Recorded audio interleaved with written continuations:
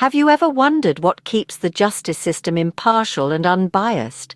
How the courts and judges maintain their equilibrium, devoid of external influence? Welcome to our deep dive into the concept of judicial independence, a cornerstone of any functioning democracy. The concept of judicial independence is like a double-edged sword. On one side, it signifies the freedom of courts and judges to perform their duties without interference from other players, be they governmental or private.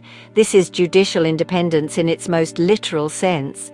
But flip the sword, and you find a more normative interpretation.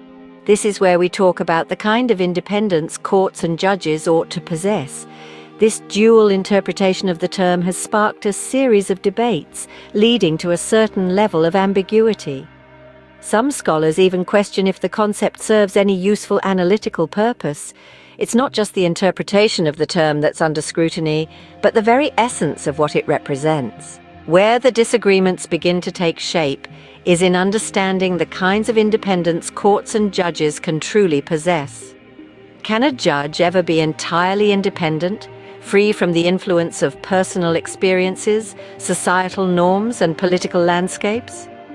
Or are they tethered to the law, bound by the constraints of legislation and constitutionality?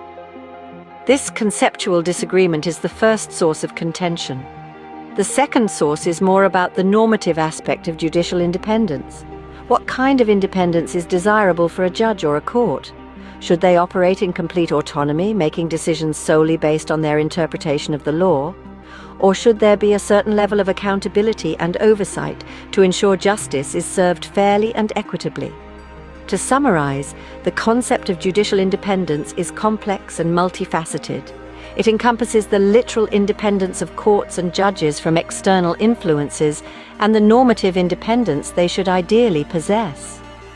The disagreements stem from a lack of clarity on what kind of independence courts and judges can truly have, and what kind of independence is desirable. So the next time you think about the justice system, remember the balancing act it performs.